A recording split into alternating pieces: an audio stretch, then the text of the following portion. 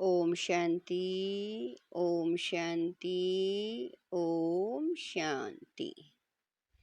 13/4/24 प्रातः मुरली। ओम शांति। बाप दादा मधुबन। मीठे बच्चे, बाबा 21 जन्म के लिए तुम्हारी दिल ऐसी बहला देते हैं जो तुम्हें दिल बहलाने के लिए मेले मलाखड़े आदि में जाने की दरकार नहीं। प्रश्न है, जो बच्चे अभी बाप के मददगार बनते हैं उनके लिए कौन सी गारंटी है? उत्तर है, श्रीमत पर राजधानी स्थापन करने में मददगार बनने वाले बच्चों के लिए गारंटी है कि उन्हें कभी काल नहीं खा सकता। सतयुगी राजधानी में कभी अकाले मृत्यु नहीं हो सकती। मददगार बच्चों को बाप द्वारा ऐसी प्राइज मिल जाती है जो 21 पीढ़ी तक अमर बन जाते हैं। ओम शांति। बने बनाए सृष्टि चक्र अनुसार कल्प पहले माफिक शिव भगवान वाच। अब अपना परिचय तो बच्चों को मिल गया, बाप का भी परिचय मिल गया। बेहद के बाप को तो जान लिया और बेहद के सृष्टि के आदि मध्य अंत को भी जान लिया। नंबरवार पुरुषार्थ अनुसार कोई अच्छी रीति जान जाते हैं जो फिर समझा भी सकते हैं, कोई अधूरा कोई कम। जैसे लड़ाई में भी कोई कमांडर चीफ, कोई कैप्टन, कोई क्या बनते। राजाई की माला में भी कोई साहूकार प्रजा, कोई गरीब प्रजा नंबरवार हैं। बच्चे जानते हैं बरोबर हम खुद श्रीमत पर सृष्टि पर श्रेष्ठ राजधानी स्थापन कर रहे हैं। जितनी जितनी जो मेहनत करते हैं उतनी उतनी बाप से प्राइज मिलती है।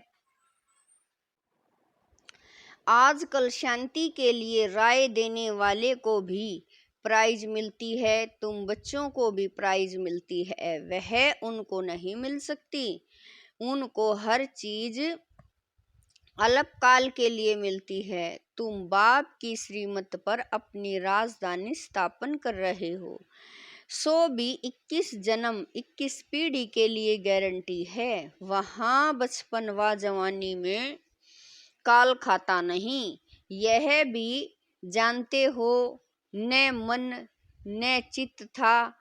हम ऐसे स्थान पर आकर बैठे हैं जहाँ तुम्हारा यादगार भी खड़ा है, जहाँ 5000 वर्ष पहले भी सर्विस की थी। देलवाड़ा मंदिर, अचलगढ़, गुरु शिखर है। सतगुरु भी ऊंचे ते ऊंच तुमको मिला है, जिसका यादगार बनाया हुआ है। अचलगढ़ का भी राज तुम समझ गए हो, वह हुई घर की महिमा। तुम ऊंचे ते ऊंच पद पाते हो अपने पुरुषार्थ से। यह है वंडरफुल तुम्हारा जड़ यादगार। वहाँ ही तुम चैतन्य में आकर बैठे हो। यह सब है रूहानी कारोबार जो कल्प पहले चली थी, उनका पूरा यादगार यहाँ है। नंबर 1 यादगार है। जैसे कोई बड़ा इम्तिहान पास करते हैं तो उनके अंदर खुशी रौनक आ जाती है। फर्नीचर पहरवाइज कितनी अच्छी रखते हैं, तुम तो विश्व के मालिक बनते हो। तुम्हारे से कोई भेंट कर नहीं सकता। यह भी स्कूल है, पढ़ाने वाले को भी तुम जान गए हो। भगवान वाच भक्ति मार्ग में जिसको याद करते हो, पूजा करते हो, कुछ भी पता नहीं पड़ता। बाप ही सम्मुख आकर सब राज समझाते हैं, क्योंकि यह यादगार सब तुम्हारे पिछाड़ी की अवस्था के हैं। अभी रिजल्ट नहीं निकली है। जब तुम्हारी अवस्था संपूर्ण बन जाती है, उनका फिर भक्ति मार्ग में यादगार बनता है। जैसे रक्षाबंधन का यादगार होता है, जब पूरी पक्की राखी बांध हम अपना राज्य भाग्य ले लेते हैं, तब फिर यादगार नहीं मनाते हैं। इस समय तुमको सभी मंत्रों का अर्थ समझाया है। ओम का अर्थ समझाया है। ओम का अर्थ कोई लंबा नहीं है। ओम का अर्थ है अहम आत्मा मम शरीर। अज्ञान काल में भी तुम देह अभिमान में रहते हो तो अपने को शरीर समझते हो। दिन प्रतिदिन भक्ति मार्ग नीचे गिरता जाता है, तमो प्रधान बनता जाता है। हर चीज पहले सतो प्रधान होती है, भक्ति भी पहले सतो प्रधान थी। जब एक सत शिव बाबा को याद करते थे भी बहुत थोड़े। दिन प्रतिदिन वृद्धि बहुत होनी है। विलायत में जास्ती बच्चे पैदा करते हैं तो उनको इनाम मिलता है। बाप कहते हैं काम महाशत्रु है। सृष्टि की बहुत वृद्धि हो चुकी है, अब पवित्र बनो तुम बच्चे। सृष्टि के आदि मध्य अंत को अब बाप द्वारा जान चुके हो। सतयुग में भक्ति का नाम निशान नहीं, अभी तो कितनी धूमधाम है।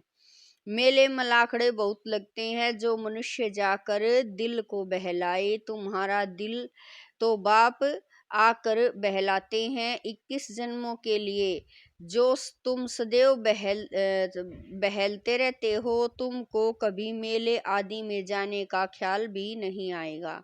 कहाँ भी मनुष्य जाते हैं सुख के लिए, तुम पहाड़ों पर जाने की दरकार नहीं। यहाँ देखो कैसे मनुष्य मरते हैं। मनुष्य तो सतयुग कलयुग स्वर्ग नरक को भी नहीं जानते।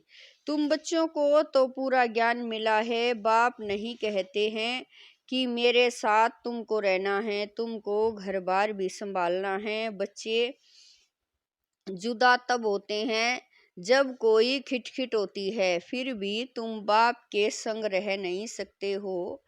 सब सतो प्रधान बन नहीं सकते। कोई सतो, कोई रजो, कोई तमो अवस्था में भी हैं। सब इकट्ठे रह बाबा कह रहे हैं सब इकट्ठे रह नहीं सकेंगे। यह राजधानी बन रही है। जो जितना जितना बाप को याद करेंगे उस अनुसार राजधानी में पद पाएंगे। मुख्य बात है ही बाप को याद करने की। बाप स्वयं बैठ ड्रिल सिखलाते हैं। यह है डेड साइलेंस। तुम यहाँ जो कुछ देखते हो उनको देखना नहीं है, देह सहित सब का त्याग करना है। तुम क्या देखते हो? एक तो अपने घर को और पढ़ाई अनुसार जो पद पाते हो, उस सतयुगी राजाई को भी तुम ही जानते हो। जब सतयुग है तो त्रेता नहीं, त्रेता है तो द्वापर नहीं, द्वापर है तो कलयुग नहीं। अब कलयुग भी है, संगम युग भी है। भले तुम बैठे पुरानी दुनिया में हो, परंतु बुद्धि में समझते हो हम संगम युगी हैं। संगम युग किसको कहा जाता है यह भी तुम जानते हो।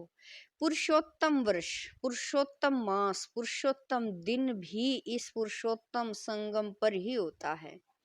पुरुषोत्तम बनने की घड़ी भी इस पुरुषोत्तम युग में ही है। यह बहुत छोटा लीप युग है। तुम लोग बाजोली खेलते हो जिससे तुम स्वर्ग में जाते हो। बाबा ने देखा है कैसे साधु लोग अथवा कोई कोई बाजोली खेलते खेलते यात्रा पर जाते हैं, बड़ी कठिनाई उठाते हैं। अब इसमें कठिनाई की बात नहीं, यह है योग बल की बातें। क्या याद की यात्रा तुम बच्चों को कठिन लगती है? नाम तो बहुत सहज रखा है, कहाँ सुनकर डर न जाए। कहते हैं बाबा हम योग में रह नहीं सकते। बाबा फिर हल्का कर देते हैं, यह है बाप की याद। याद तो सब चीजों को किया जाता है। बाप कहते हैं अपने को आत्मा समझो।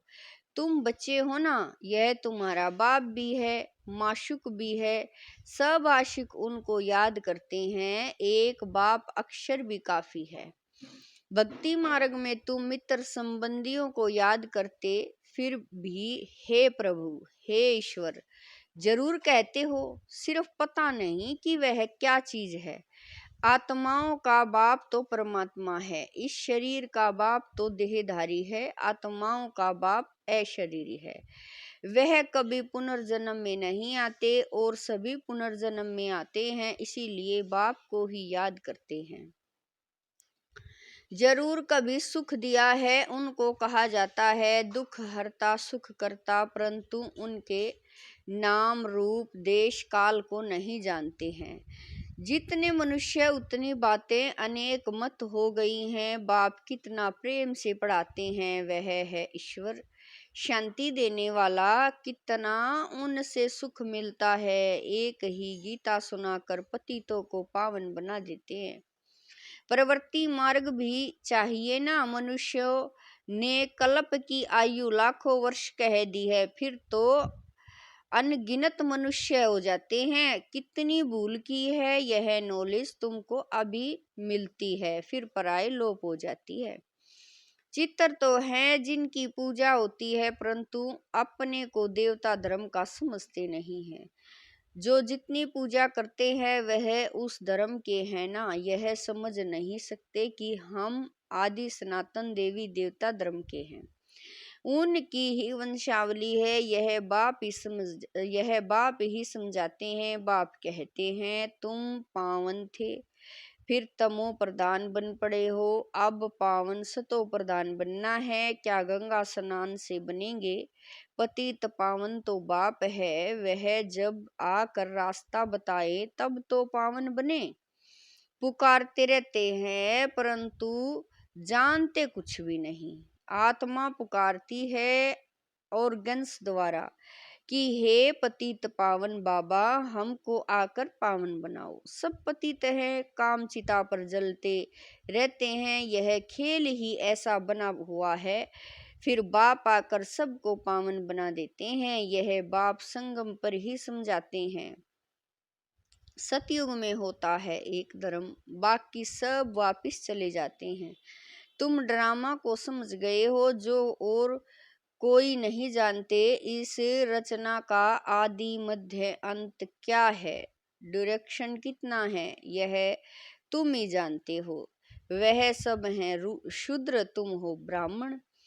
तुम भी जानते हो नंबरवार पुरुषार्थ अनुसार। कोई गफलत करते हैं तो उनके रजिस्टर से दिखाई पड़ता है कि पढ़ाई कम की है।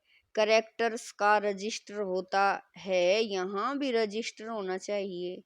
यह है याद की यात्रा, जिसका कोई को पता नहीं है। सबसे मुख्य सब्जेक्ट है याद की यात्रा। अपने को आत्मा समझ बाप को याद करना है। आत्मा मुख से कहती है हम एक शरीर छोड़ दूसरा लेते हैं। यह सब बातें यह ब्रह्मा बाबा नहीं समझाते, परंतु ज्ञान सागर परम पिता परमात्मा इस रथ में बैठकर सुनाते हैं। कहा जाता गौमुख मंदिर भी यहाँ बना हुआ है जहाँ तुम बैठे हो। जैसे तुम्हारी सीढ़ी है वैसे वहाँ भी सीढ़ी है। तुमको चढ़ने में थकावट नहीं होती है। तुम यहाँ आए हो बाप से पढ़कर रिफ्रेश होने के लिए। वहाँ गोरख धंधा बहुत रहता है, शांति से सुन भी नहीं सकेंगे। संकल्प चलता रहेगा, कोई देख न ले, जल्दी घर जाऊं, कितना ओना चिंता रहता है। यहाँ कोई भी ओना नहीं। जैसे हॉस्टल में रहते हैं, यहाँ ईश्वरीय परिवार है। शांति धाम में भाई भाई रहते हैं, यहाँ है भाई बहन को, क्योंकि यहाँ पार्ट बजाना है तो भाई बहन चाहिए। सतयुग में भी तुम ही आपस में भाई बहन थे। उनको कहा जाता है आदित्य राजधानी। वहाँ लड़ाई झगड़ा कुछ भी होता नहीं। तुम बच्चों को पूरी नॉलेज मिली है कि हम 84 जन्म लेते हैं। जिसने जास्ती भक्ति की है उनका हिसाब भी बाप ने बताया है। तुम ही शिव की अव्यभिचारी भक्ति करना शुरू करते हो, फिर वृद्धि होती जाती है। वह है सब भक्ति। ज्ञान तो एक होता ही है। तुम जानते हो हमको शिव बाबा पढ़ाते हैं। यह ब्रह्मा तो कुछ भी नहीं जानते थे। जो ग्रेट ग्रेट ग्रैंड फादर था वह इस समय यह बने हैं, फिर मालिक बनते हैं। तत्तवम एक तो मालिक नहीं बनेंगे ना। तुम भी पुरुषार्थ करते हो। यह है बेहद का स्कूल। इनकी ब्रांचेज ढेर होंगी, गली गली घर घर में हो जाएंगी। अपने घर में चित्र रखे, मित्र संबंधी आदि आते हैं तो उनको समझाते हैं। जो इस झाड़ के पत्ते होंगे वह आ जाएंगे, उन्हों के कल्याण के लिए तुम करते हो। चित्रों पर समझाना सहज होगा, शास्त्र तो ढेर पड़े हैं, अब सब भूलने हैं। बाप है पढ़ाने वाला, वही सच्चा ज्ञान सुनाते हैं। अच्छा, मीठे मीठे शकील दे बच्चों प्रति माता पिता बाप दादा का याद प्यार और गुड मॉर्निंग। रूहानी बाप की रूहानी बच्चों को नमस्ते। हम रूहानी बच्चों की रूहानी माता पिता बाप दादा को दिलवा जान शिकवा प्रेम से याद प्यार गुड मॉर्निंग नमस्ते ओम शांति। मेरे बाबा लाख लाख शुक्रिया मेरे बाबा। धारणा के लिए मुख्य सार है। नंबर 1, डेड साइलेंस की ड्रिल करने के लिए यहाँ जो कुछ इन आँखों से दिखाई देता है उसे नहीं देखना है। देह सहित बुद्धि से सबका त्याग कर अपने घर और राज्य की स्मृति में रहना है। नंबर 2, अपने करेक्टर्स का रजिस्टर रखना है। पढ़ाई में कोई गफलत नहीं करनी है। इस पुरुषोत्तम संगम युग पर पुरुषोत्तम बनना और बनाना है। वरदान है, सदा सर्व प्राप्तियों से भरपूर रहने वाले, हर्षित मुख हर्षित चित्त भवै। वरदान है, सदा सर्व प्राप्तियों से भरपूर रहने वाले, हर्षित मुख हर्षित चित्त भवै। जब भी कोई देवी या देवता की मूर्ति बनाते हैं तो उसमें चेहरा सदा हर्षित दिखाते हैं।